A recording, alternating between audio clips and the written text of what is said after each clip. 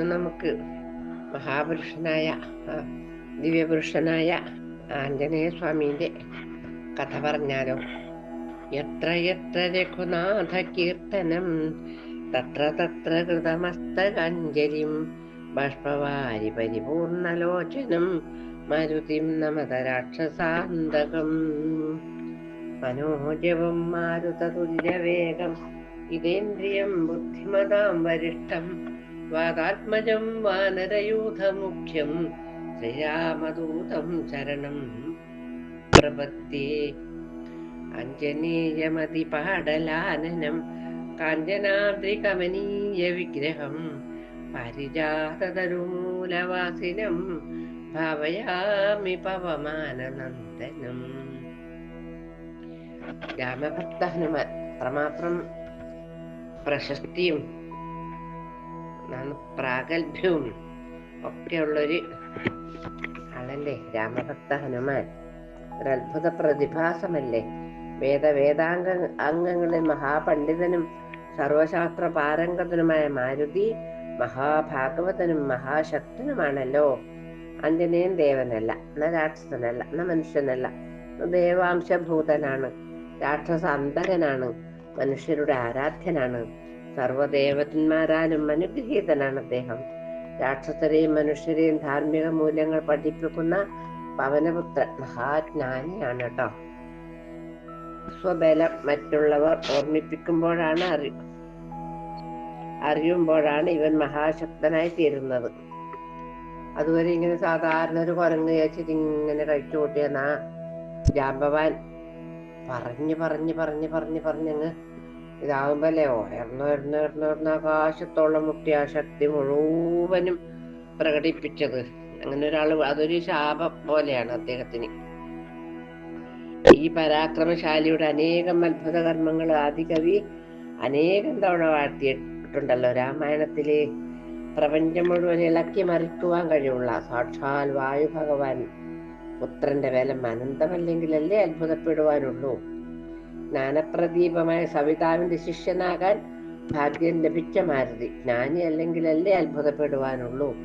പ്രപഞ്ചത്തിലെ സർവചരാചരങ്ങളും നിലനിൽക്കുന്നത് ആരുടെ കരുണ കൊണ്ടാണോ, ആരുടെ കർത്തവ്യ നിർവഹണം കൊണ്ടാണോ, ആ കരുണാമയനായ സവിതാവാണ് വീരാഗ്രഗണ്യനായ പവനപുത്രന്റെ ഗുരുനാഥൻ. പുറകോട്ട് നടന്നിട്ടാണ് വിദ്യ അഭ്യസിച്ചത്. സൂര്യഭഗവാനിൽ നിന്ന് സൂര്യഭഗവാൻ ഒരിക്കലും നിൽക്കാൻ കഴിയില്ലല്ലോ. അപ്പൊ ഇദ്ദേഹം പുറകോട്ട് നടന്ന് അങ്ങനെയാണ് വിദ്യാഭ്യാസിച്ചത്. അതന്നെ ഒരു പ്രത്യേക കഴിവല്ലേ. കേസരിയുടെ മകള് അഞ്ജനയിൽ വായു ഭഗവാനുണ്ടായ പുത്രനാണ് ഹനുമാൻ. അച്ഛന്റെ ശക്തനായ മകൻ. ജനിക്കുമ്പോൾ തന്നെ കൊയ്തെടുക്കാൻ പ്രായമായ നെൽക്കതിരിന്റെ നിറമുള്ള ശരീരം. ഒരു തവണ മകനെ തനിയെ വിട്ടിട്ട് അമ്മ ഫലമൂലാദികൾ ശേഖരിക്കാൻ കാട്ടിലേക്ക് പോയി.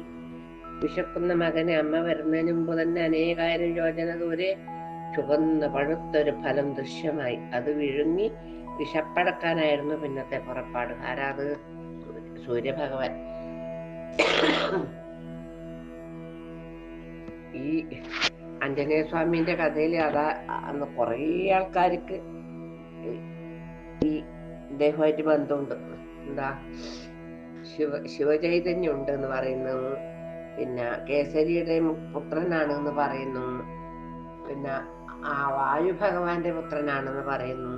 ഇതെല്ലാത്തിനും പുറമെ ആ പായസം ശ്രീരാമചന്ദ്രന്റെ അമ്മ അവര് 3 പേരും കഴിക്കാൻ എടുത്തു വെച്ചതിൽ നിന്ന് ഒരു വീതം എടുത്തിട്ട് ഒരു പരുന്ത് പറന്ന് പോയി. ഈ മലമുകളില് ചെറിയൊരു പർണശാലേന്റെ മുറ്റത്ത് ത്രിസന്ധ്യ സമയത്ത് ഇരുന്ന് ഇങ്ങനെ കോതിക്കൊണ്ടിരിക്കുന്ന അഞ്ജന എന്ന് പറഞ്ഞാല് ദേവസ്ത്രീയാണ്. ശാപം മൂലം ഒരു വാനര സ്ത്രീ ആയതാണ്. അപ്പൊ അവരുടെ മടിയിൽ ഇത് വീണു. അവരത് എടുത്ത് അതേ സമയത്ത് അങ്ങ് കഴിക്കുകയും ചെയ്തു. അതാണ് ജനിച്ച ഉടനെ രാമ രാമ രാമ രാമ പാടാനും ഈ രാമചന്ദ്രനോട് ഇത്രയധികം ഭക്തിയും വിശ്വാസവും ബഹുമാനം ഉണ്ടാവാൻ കാരണം. അപ്പൊ അത്ര ആളുടെ ആയി 4 പേരുടെ മഹത്വം എല്ലാം ഉൾക്കൊള്ളുന്ന ഒരാളാണ് ഈ നമ്മുടെ ഹനുമാൻ സ്വാമി എന്ന് പറയണം, ആഞ്ജനേയൻ. സൂര്യകോളം വിഴുങ്ങാൻ പുറപ്പെട്ട ഹനുമാനെ മാർഗമധ്യേ രാഹു എന്ന മറ്റൊരു ഫലം വന്ന് തടയുന്നു. ഹനുമാനുണ്ടോ വിടുന്നത്? രാഹുവിന് വിഴുങ്ങാനായി പിന്നത്തെ പരിപാടി. വിശപ്പടക്കാൻ ഇന്ന ഫലം തന്നെ വേണമെന്ന് നിർബന്ധമില്ലല്ലോ. രാഹു പരിഭ്രമിച്ച് ഭയപ്പെട്ട് ഓടാൻ തുടങ്ങി. ദേവരാജനായ ഇന്ദ്രന്റെ മുമ്പിലെത്തി സങ്കടം ഉണർത്തിച്ചു. ദേവേന്ദ്രൻ ശത്രു സംഹാരത്തിനായി തന്റെ വാഹനമായ ഐരാവതം എന്ന ആനയുടെ പുറത്തേറി പുറപ്പെട്ടു. സൂര്യഗോളത്തെ പോലും വെറുമൊരു പഴമായി ധരിക്കണമെങ്കിൽ ഹനുമാൻ എന്ന ബാലകന്റെ വലിപ്പം ഊഹിക്കാൻ പ്രയാസാണല്ലോ. അതാ വരുന്നു വെളുത്ത നിറത്തിലുള്ള വേറെ 2 പഴങ്ങള്, ഐരാവതവും ദേവേന്ദ്രനും.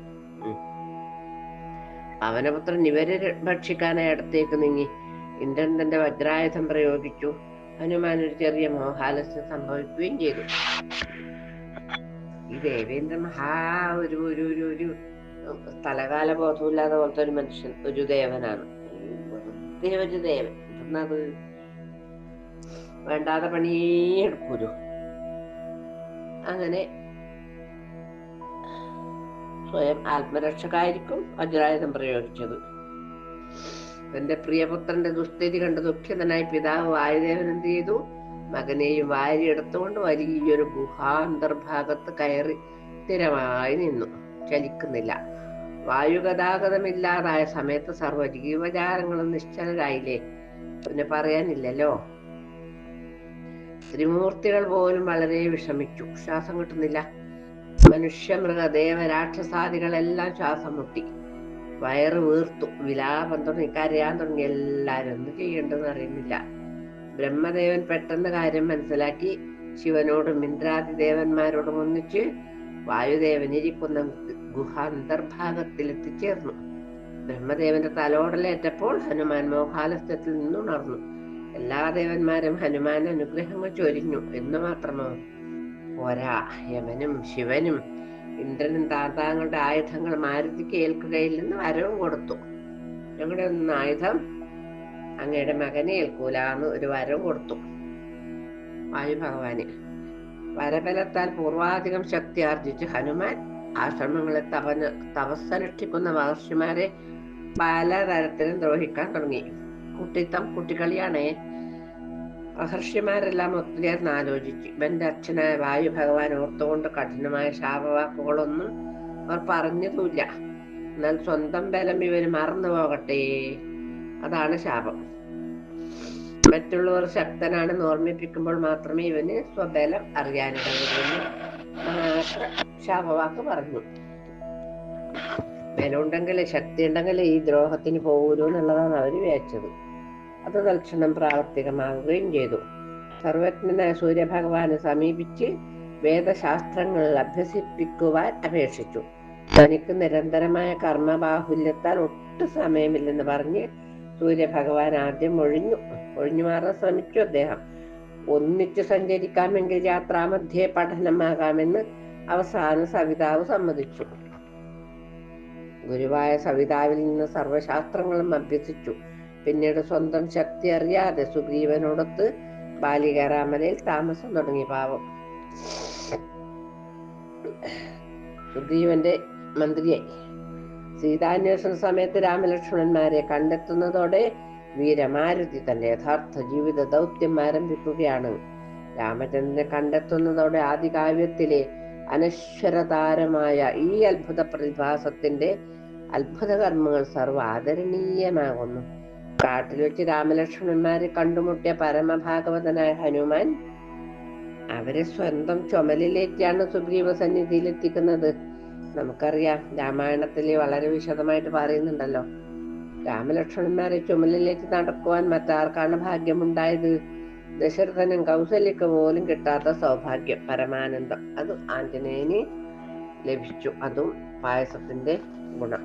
തന്റെ വിശ്വസ്ത സുഹൃത്തും ഭക്തനുമായ ഹനുമാനെയാണ് ശ്രീരാമചന്ദ്രൻ അങ്കുരീയവും അടയാളവാക്ക് നൽകിക്കൊണ്ട് സീതാന്വേഷണത്തിന് അയക്കുന്നത്. ജാമ്പവാൻ ഓർമ്മിപ്പിക്കുന്നതോടെ സ്വശക്തി മനസ്സിലാക്കിയ ഹനുമാൻ മറ്റാർക്കും സാധ്യമാവാത്ത കാര്യം സ്വയം ഏറ്റെടുക്കുന്നു. ഞാൻ ചെയ്തോളാന്നാണ്. സമുദ്രം ചാടിക്കടന്ന് ലങ്കയിൽ പ്രവേശിച്ച് വായുപുത്രൻ സീതാദേവിയെ കണ്ട് അങ്കുലീയവും അടയാളവാക്കും അർപ്പിച്ച് ശ്രീരാമചന്ദ്രന് കൊടുക്കുവാൻ സീതാദേവിയിൽ നിന്ന് ചൂടാരത്നം വാങ്ങിക്കൊണ്ട്, ദേവിയുടെ മുടിക്കെട്ടിൽ ചൂടുന്നതാണ് ചൂടാരത്നം, അത് വാങ്ങിക്കൊണ്ട് മടക്കയാത്രയ്ക്ക് മുമ്പായി പൂന്തോട്ടത്തിൽ ചില കളി കളിച്ചു, കളി തമാശകൾ പ്രകടിപ്പിച്ചു. അക്ഷകുമാരനെ നിഗ്രഹിച്ചു. രാവണ രാജാവിന്റെ സിംഹാസനത്തിൽ സമാന്തരമായി വാലുകൊണ്ട് സിംഹാസനം ഉണ്ടാക്കി അതിന്റെ മേലെ തുള്ളി കയറി അതിന്റെ മേലെ ഇരുന്നു. ജ്ഞാനിയായ രാമഭക്ത ഹനുമാൻ അക്ഷോഭ്യനായി രാവണനോട് ഉപദേശിക്കുന്നു. കലകതവഹൃതി സപതി തത്വബോധേന നീ കാമകോപദ്വേഷലോഭമോഹാദികൾ പ്രകൃതി ഗുണപരവശതയാ ബദ്ധനായി വരും. പ്രാണദേഹങ്ങൾ ആത്മാവല്ലറികെടോ ജഡമഖില ജഗതിതമനിത്യമറിക നീ. ജന്മജരാമരണാദി ദുഃഖന്വിതം അറിവതിനു പണി പരമ പുരുഷമറിമായങ്ങൾ ആത്മാനമാത്മന കണ്ടു തെളിയുക നീ.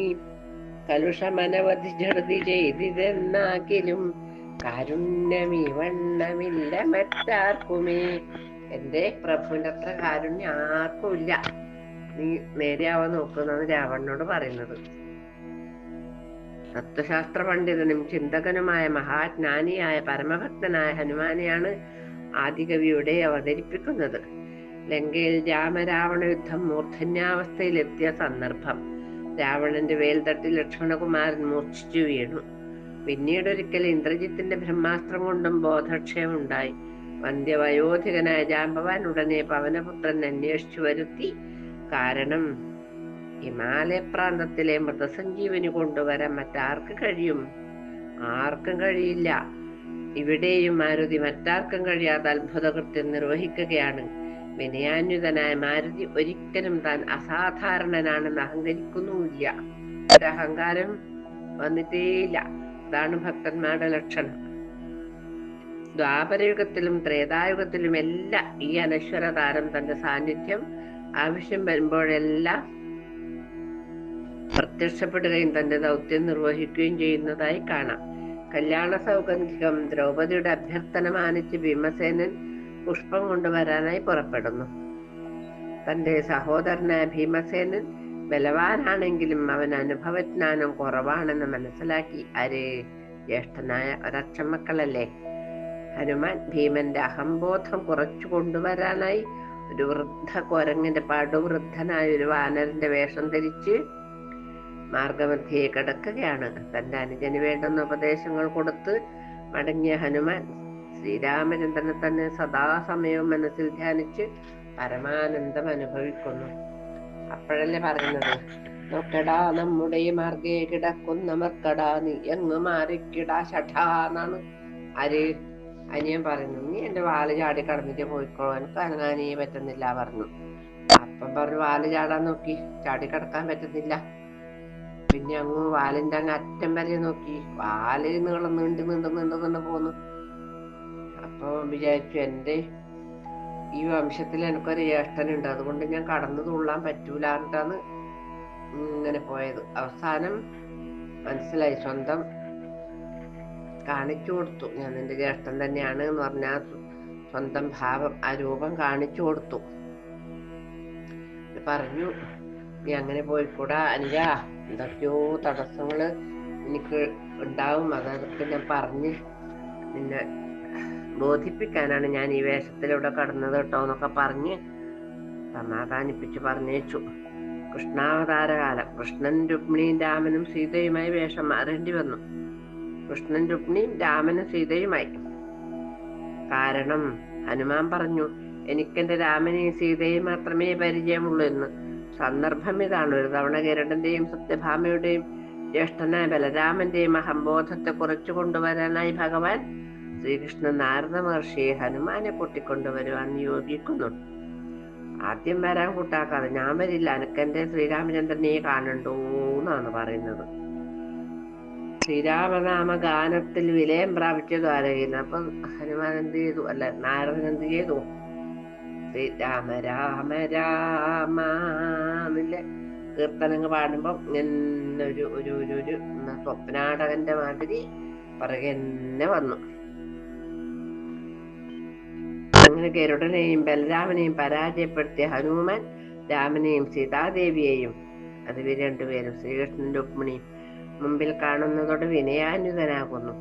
അങ്ങനെ ആദികാവ്യത്തിൽ അനശ്വരതാരമായ പവനപുത്രൻ ലോകോപകാരാർത്ഥം നിത്യസത്യമായി പരിലസിക്കുന്നു. ഇന്നും രാമനാമം ജപിച്ചുകൊണ്ട്, രാമനാമം എത്ര കാലം ഉണ്ടാവുന്നു അത്ര കാലം അടിയന് ജീവിക്കണം. രാമനാമം കേട്ടിട്ട് അടിയന് മതി വന്നില്ലല്ലോ ഭഗവാനെ എന്നാണ് പറയുന്നത്.